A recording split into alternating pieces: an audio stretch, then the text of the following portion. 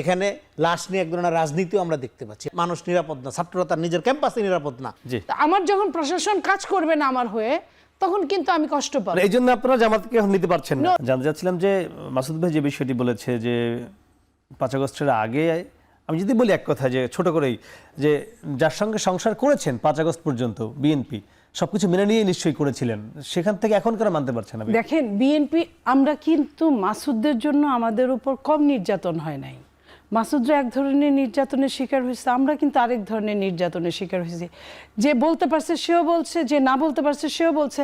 আপনারা যদি জামাতকে ছেড়ে দিতেন তাহলে কিন্তু আপনারা ইসিরে আপনারা এই হইতেন। আবার জামাত কিন্তু বলছে যে বিএনপি ছাড়লে তারা নাকি ভালো থাকতো। তো এই যে আমরা শেষ পর্যন্ত 18-তে আপনি খেয়াল করেন, যখন তাদের মার্কাটা নিয়ে গেল গা, নিবন্ধন নিয়ে গেল গিয়া, তখন কিন্তু তারপরেও কিন্তু বিএনপি যুগবদ্ধ হইলে তো আর সিট দিত না, তারপরেও কিন্তু বিএনপি চেষ্টা করছে যে নামগুলা সেটাই। কিন্তু ঘটনাটা হলো, এটা যদি মাসুদ বা আমি একটা কথা বলি, দুইজন দুইজনের পেছনে লাগি, তাহলে কিন্তু সমস্যা হয় না। সমস্যা হবে কখন? যখন বড়রা কথা বলবে। আমাদেরও তো বড়রা আছে। বড়রা যখন 5 আগস্টের পরে বলে ফেললেন যে এক জালিমকে বিদায় করে আরেক জালিমকে আনবো, বিএনপি তখন চিন্তা করলো, আরে ঘটনা কি, আমার তো আমও নাই সালাও নাই। এটাই স্বাভাবিক। এটা যদি মাসুদ পর্যন্ত থাকতো বা মনি পর্যন্ত থাকতো, কোনো সব নেভার মাইন্ড। বাট এটা মোর সিনিয়ররা বলছে যখন, তখন বললো, শুধু বলাই না, তারপরে যে কিছু কাজগুলো করতে গেল। লাইক সরকার তো, এই সরকার তো কোনো রাজনৈতিক সরকার না। এই সরকারকে সবাই মিলে আনছে, কেউ চুপ করেছিল, কেউ সরাসরি বলছে।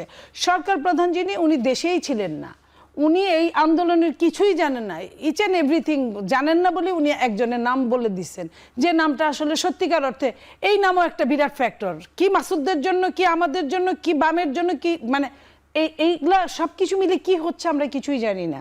কিন্তু ওই জায়গায় আমি বলতে চাই যে এই যে উনি কিছুই জানেন না, উনি আসলেন, ওনাকে নিয়ে আসা হলো, তারপরে যে প্রশাসন সাজানো হবে, প্রশাসনে একটা অসম যুদ্ধ লেগে গেল।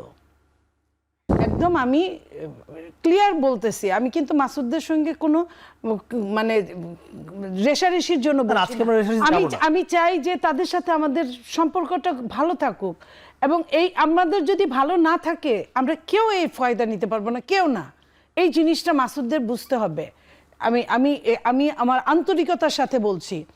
তো তাতে কি হলো, এই যে প্রশাসন নিয়ে, প্রশাসনের 2টা লোক পক্ষে থাকলেই কি, না থাকলেই কি, 2টা ভিসি পক্ষে থাকলেই কি, না থাকলেই কি, আপনার যখন 100 জনের 98 সেই ফ্যাসিস্টের লোক বসে আছে, সেইখানে আপনার একজন বাড়লো কি বাড়লো না, তাতে কি আসে যায়? এই যে একটা অসম যুদ্ধ এখানে চালু হয়ে গেল, যে যুদ্ধের জন্য এটা বিএনপি মনে করলো খামোশ।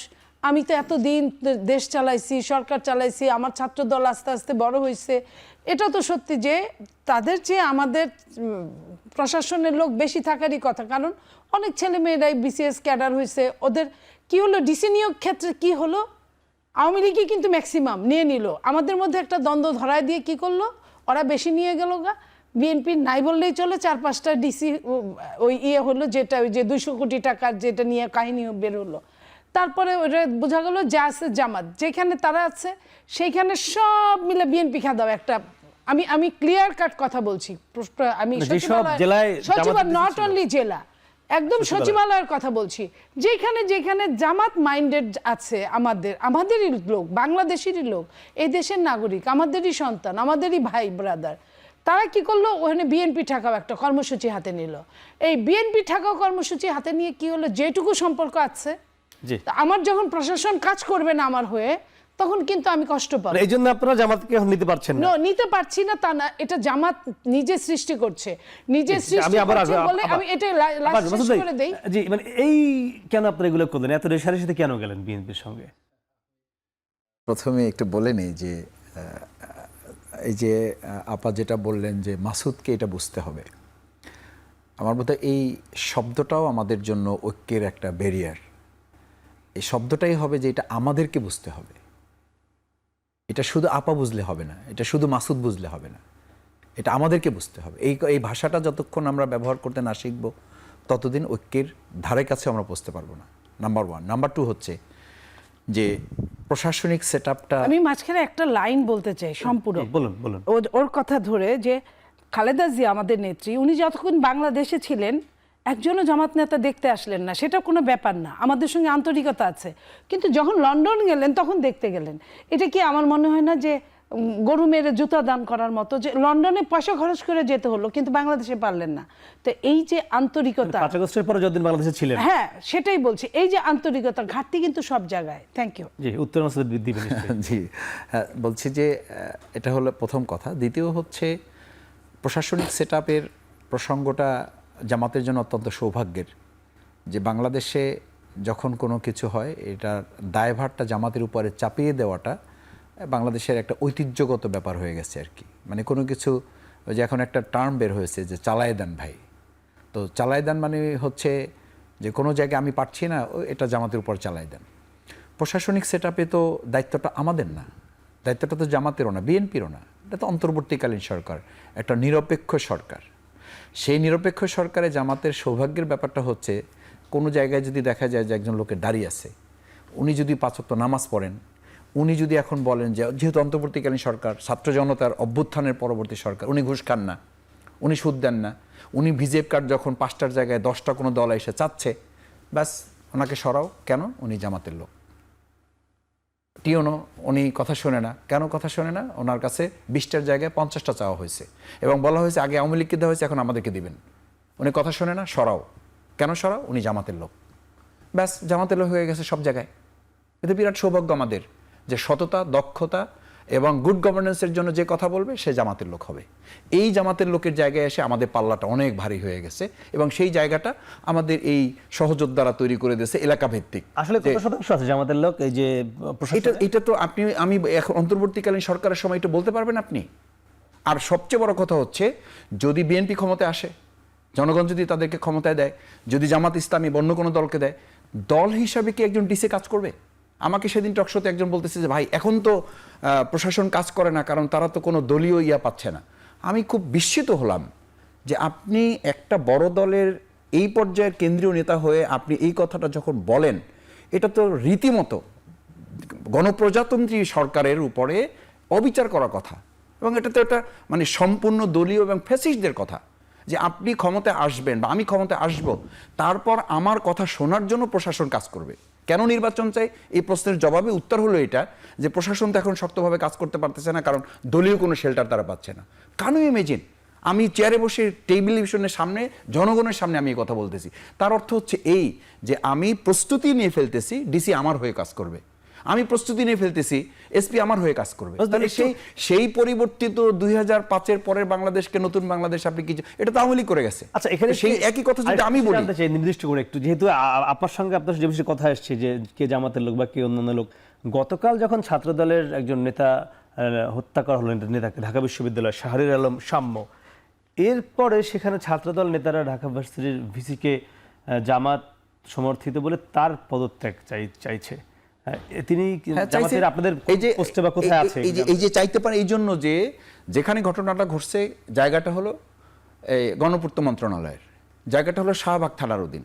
এটা তো ইউনিভার্সিটির সাথে সম্পৃক্ত না। তার মানে হলো যেহেতু ঢাকা বিশ্ববিদ্যালয়, আমি যতটুকু জানি বা শুনেছি, যেহেতু ঢাকা বিশ্ববিদ্যালয়ের ভাইস চ্যান্সেলর মহোদয় উনি ওনার মতো করে সিস্টেমে ওয়ার্ক করছেন, উনি কোনো ছাত্রদের সংগঠনের বা কোনো রাজনৈতিক দলের হয়ে কাজ করছেন না, সুতরাং ওখানে ওনাকে এখন শায়েস্তা করতে হবে। শায়েস্তা করার অংশ আমি এটা বলছি, আবার বলছি, আপা যেমন বলছেন না যে আজকে আমাদের ঝগড়া করা ঠিক হবে না, আমিও বলছি ঝগড়া করা ঠিক হবে না, কিন্তু জিনিসটা তো তুলে ধরতে হবে। যদি এক সাম্য আমাদের অবশ্যই নিন্দনীয়, তাকে হত্যা করা হয়েছে, সেটা অন্তর্বর্তীকালীন সরকারের পদত্যাগ চায় না।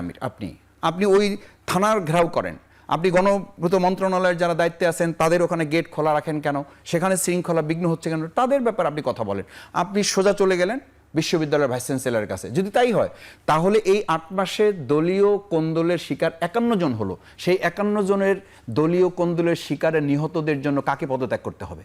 এই প্রশ্নের জবাব যদি নীলুফা ইয়াসমিন আপার কাছে আমি করি, আপার কি জবাব দেওয়ার সুযোগ আছে বা কি সুযোগ থাকবে যে ওই 51 জন হত্যার প্রতিবাদে বা 51 জন হত্যার দায়ে কাকে ওনারা তখন পদত্যাগ করার জন্য আহ্বান জানিয়েছে? আচ্ছা, আমি আপনার উত্তরটা আমি এটা বলছি এই কারণে বলছি যে একজন ব্যক্তির হত্যাকাণ্ডের ডাইরেক্ট অ্যাকশন আপনি চলে গেলেন ভাইস চ্যান্সেলর। তার মানে কি? ভাইস চ্যান্সেলর হয়তো আমার কথা শোনে না, ভাইস চ্যান্সেলর হয়তো আমার অন্যায্য দাবিগুলো পূরণ করছে না, সুতরাং এটা একটা সুযোগ, এই কার্ডটা ব্যবহার করতে হবে। রনি ভাই, এই জায়গাটা থেকে না বের হতে পারলে প্রশাসনকে আপনি সবসময় জামাত মনে হবে অথবা সবসময় বিএনপি মনে হবে। তো এই মনে হওয়ার উপর ভিত্তি করে তো 5ই আগস্ট হয়েছে যে তারা গণপ্রজাতন্ত্রী সরকার মানুষের হয়ে জনগণের হয়ে কাজ সেই করবে। গতকালের ঘটনায় যাই, সাম্য হত্যাকাণ্ডের পর যে পরিস্থিতি হলো ঢাকা বিশ্ববিদ্যালয়ে এখনো চলছে, ছাত্রদল দাবি জানিয়েছে ভিসি এবং প্রক্টরের পদত্যাগের।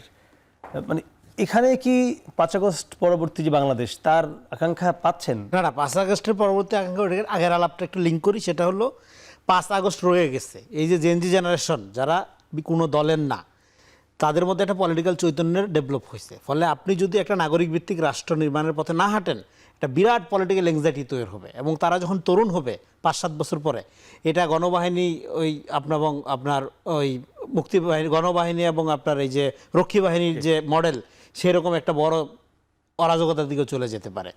এটা আমি একটা প্রিডিকশন আকারে বলতেছি। আপনি যে প্রশ্ন করলেন, দেখেন এই আমরা আর কোনো তরুণের রক্ত দেখার জন্য বাংলাদেশ প্রস্তুত না। বাংলাদেশ আসলে আর এফোর্ট করতে পারবে না। আপনি এত লাশ দেখছেন, এত বাচ্চাদের মৃত্যু দেখছেন, এরপরে আর একটা লাশও এফোর্ট করার জায়গায় বাংলাদেশ নাই। তারপরেও অনেকগুলো খুনের ঘটনা ঘটছে।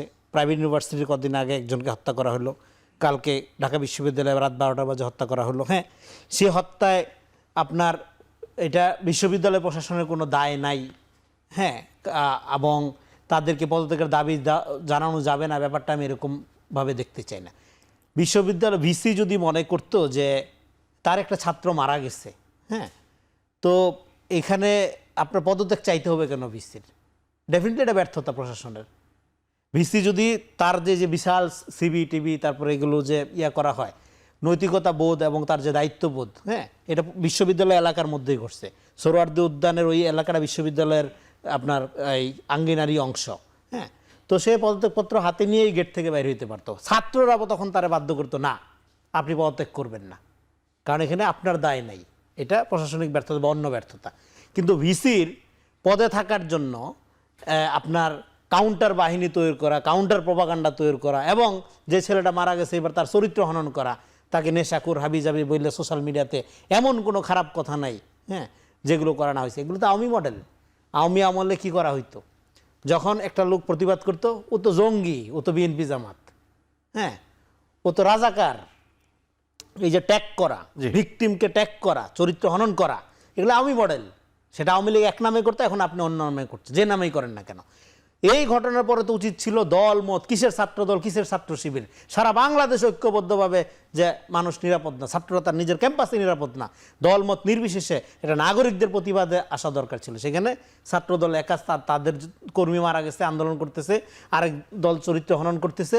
এই যে বিভাজন, তার লাশ নিয়ে আরেকদল ক্রেডিট না, ঢাকা বিশ্ববিদ্যালয়ের সবগুলো ছাত্র সংগঠন প্রতিবাদ করেছে, নিন্দা জানিয়েছে, একদম আনুষ্ঠানিক। ডেফিনেটলি নিন্দা জানাইছে, কিন্তু এটাই তো হওয়া উচিত। নিন্দা জানাইছে, কিন্তু এটাও তো সত্য যে ভিকটিমকে উল্টা ট্যাগিং করে, হ্যাঁ, এখানে লাশ নিয়ে এক ধরনের রাজনীতিও আমরা দেখতে পাচ্ছি। এটা তো হওয়ার কথা না। 5 তারিখের স্পিরিটটা ধারণ করবেন কোথায়?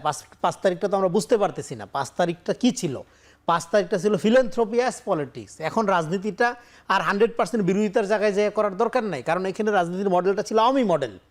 আপনি আওয়ামী লীগের আওয়ামী মডেলের বিরুদ্ধে এখানে বাচ্চা ছেলেদের জীবনের বিনিময়ে আপনি অভ্যুত্থান করলেন। আপনি এখন নিজেই একটা আওয়ামী লীগ হওয়ার জন্য প্রতিযোগিতায় নেমে যাচ্ছেন। এটা তো হইতে পারে, অবশ্যই হতে পারে। এবং এখানে প্রবলেমটা কোথায় হচ্ছে? প্রবলেমটা হচ্ছে ট্রাস্টের। আপনি আওয়ামী লীগের সময় আওয়ামী লীগ ছিলেন, এখন আপনি আওয়ামী লীগের সময় চারদিকে আওয়ামী লীগ, অন্য বিএনপি জামাত খুঁজে পাওয়া যায়নি। এখন আইসা আপনি জামাত, এখন আইসা আপনি বিএনপি। তো এই যে আত্মপ্রতারণা, এটা দিয়ে তো একটা জাতি গঠন হয় না।